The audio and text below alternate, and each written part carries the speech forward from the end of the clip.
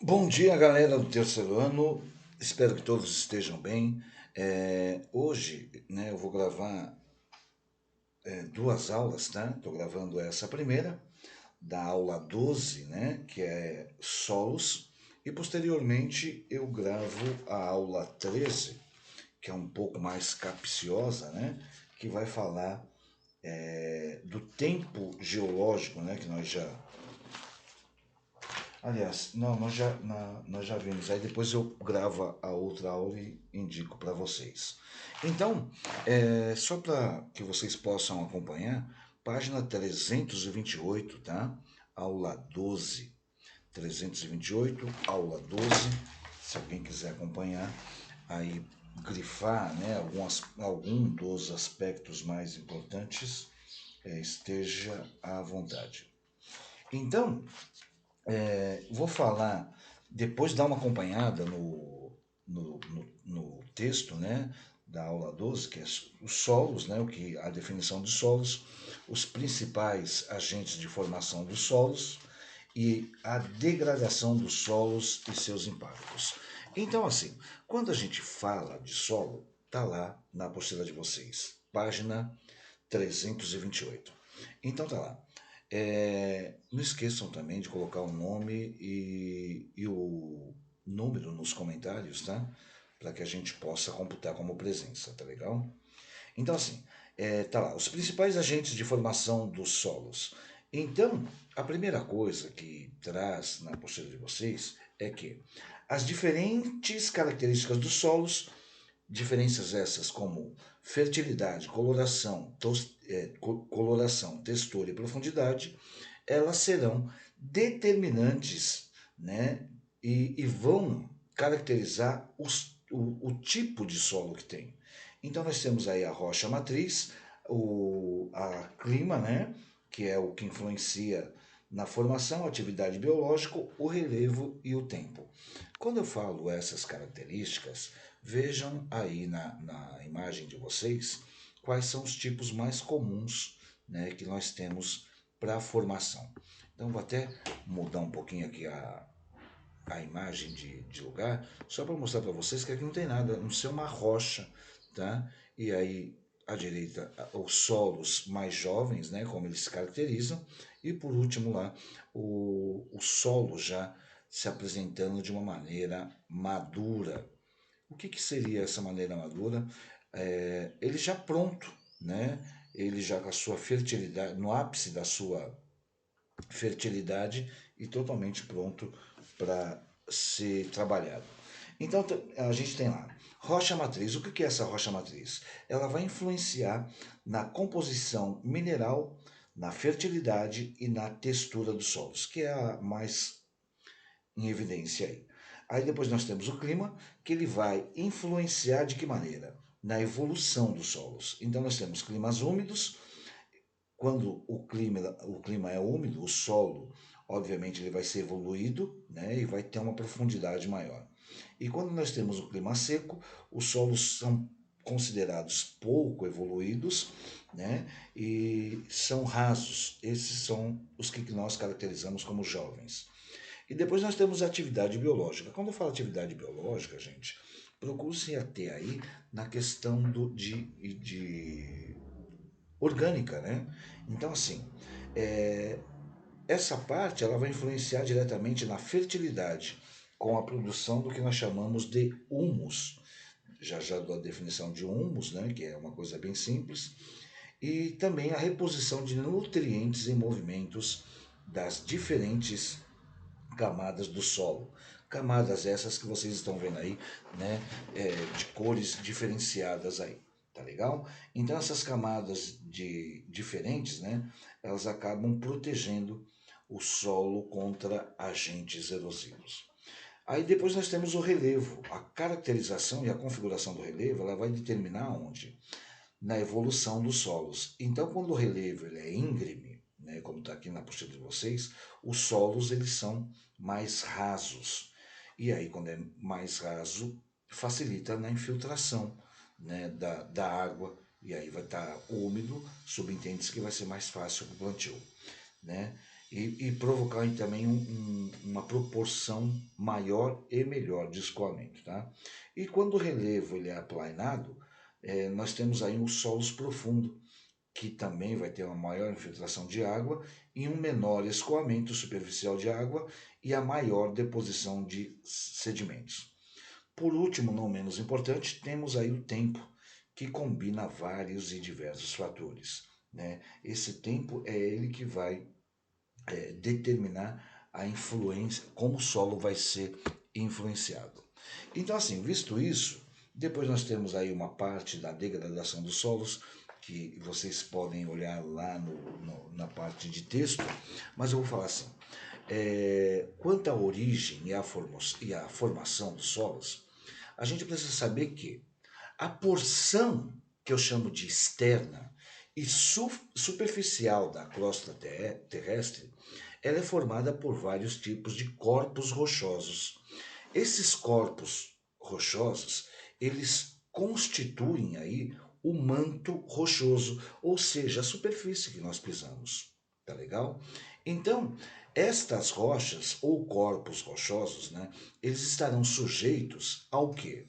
A condições que alteram a sua característica física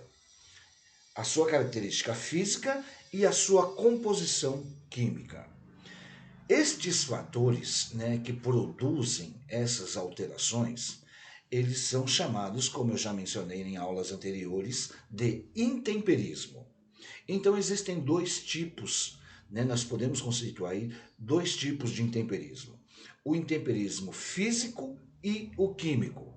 E eles são responsáveis por modificarem as rochas expostas aí ao tempo. Tá claro isso?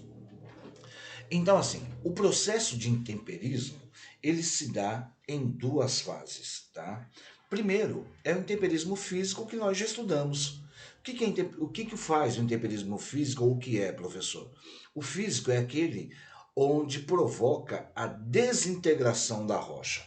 Então, vamos supor que isto aqui, ele seja uma rocha. O intemperismo físico, né, ele vai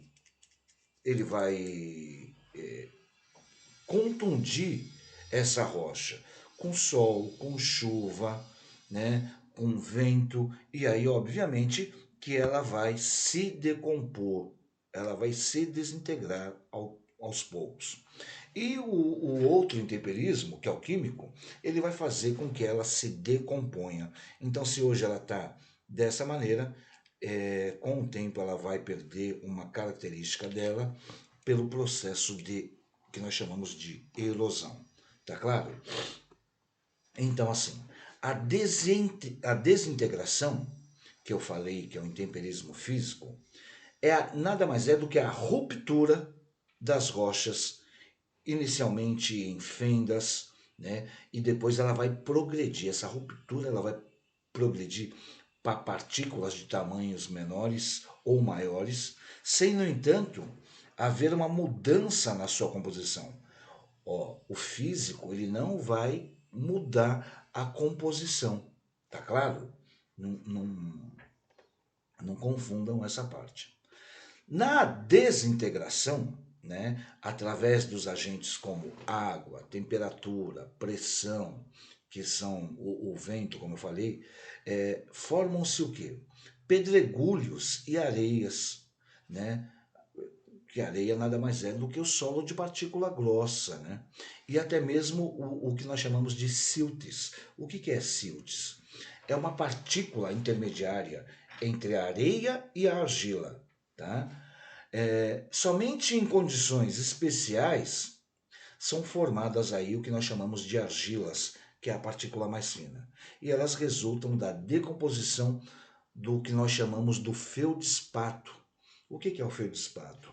É um componente das rochas magmáticas ou ígneas. Tá claro isso? Depois tem no texto da apostila de vocês tudo isso que o professor está falando. Eu só estou falando para vocês poderem se familiarizar um pouco mais com o solo. Quando a gente fala de decomposição, tá? Que é o intemperismo químico, eu vou colocar para vocês que ele é o processo onde a modificação mineralógica das rochas que originaram, né? Então, o principal agente é a água. Não tem aquele ditado, né? Água mole em pedra dura, tanto bate até que fura. Isso é uma grande verdade, né? Não é apenas um provérbio, não. Então, assim, os mais importantes mecanismos modificadores são a oxidação, a hidratação, a carbonatação e os efeitos químicos, né, que resultam aí do apodrecimento de vegetais, animais, e a gente chama eles de material orgânico. Normalmente, a desintegração e a decomposição, elas atuam de uma maneira conjuntas. Como assim, professor, de uma maneira conjunta? Uma vez que a ruptura física da rocha, ela permite a circulação da água, né, e de agentes químicos, como eu falei aí, os organismos vivos, eles concorrem também na degradação física e na decomposição química das rochas. Tá? Então, obviamente que esse é o processo que mais altera a composição das rochas. Tá? Eu estava falando da formação dos solos e essa imagem ilustra, né? Essa imagem que eu coloquei para vocês aí, ela ilustra um pouco dessa formação. Cada rocha e cada maciço rochoso se decompõe de uma forma própria, ou seja, ele tem a sua característica peculiar, né? Que é em cima da sua origem. Então, assim, porções mais fragmentadas, obviamente que elas vão se decompor de uma maneira mais intensa do que as partes maciças. E certos constituintes dessas rochas são mais solúveis do que outros, ou seja, uns absorvem mais, outros absorvem menos. As rochas que se dispõem em camadas, né, eu coloco aí que responde ao intemperismo de forma diferente para cada camada, pode ser pela transposição de água, pelo vento, etc, etc, etc. Então, os solos, eles são misturas. Eu vou colocar para vocês que os solos, eles podem ser considerados como misturas complexas de materiais orgânicos e inorgânicos. Tá claro isso? Os solos, eles são misturas complexas de materiais orgânicos e inorgânicos, parcialmente decompostos. Então, para o homem, né, em geral, a formação do solo é um dos mais importantes produtos do intemperismo. E olha que pouca gente tem ciência disso. Os solos, né, a gente costuma dizer que eles diferem grandemente de área para área. Né? Eles não são iguais. Né? Como coloquei lá, o clima influencia, a pressão influencia, né? Então ele vai ser diferente de uma região para outra. É, Quando eu digo isso, não só na questão de profundidade, de espessura, mas também qualitativamente. Tá? Não é só quantitativamente, não, é qualitativamente. Os agentes de intemperismo que eu falei para vocês, físico e químico, eles estão continuamente em atividade. Então eles alteram aí os solos e acaba transformando essas partículas em outras partículas menores. O solo propriamente dito, ele é a parte, eu coloco que ele é a parte superior do manto de intemperismo. Assim, aquelas partículas, né, do solo, elas diminuem de tamanho conforme elas vão se aproximando da superfície. Tá legal? Então, os fatores mais importantes na formação do solo é a ação dos organismos vivos, a rocha de origem, o tempo geológico, que é o tema da nossa próxima aula, o clima, como eu já coloquei para vocês, e a inclinação ou não, né, que a gente chama de condições topográficas. Tá claro isso? Bom, deixa eu colocar mais o que eu posso mais ilustrar dessa parte. Depois é bom dar uma olhadinha, tá, no texto de vocês, O texto dessa aula, ele vai estar lá numa página que na realidade ele vai estar ilustrando, né? Ele vai ratificar o que o professor está colocando para vocês aí. Eu estou fazendo de uma maneira um pouco mais detalhada, minuciosa, e vocês têm aí a liberdade de depois dar uma olhadinha na parte da apostila de vocês, da aula 12, que é na 342, tá legal? Então, eu vou parar aqui já para gravar outra aula. Se tiverem alguma dúvida, esteja à vontade para poder ressarcir nos comentários, tá legal? Fiquem à vontade e já já a gente volta.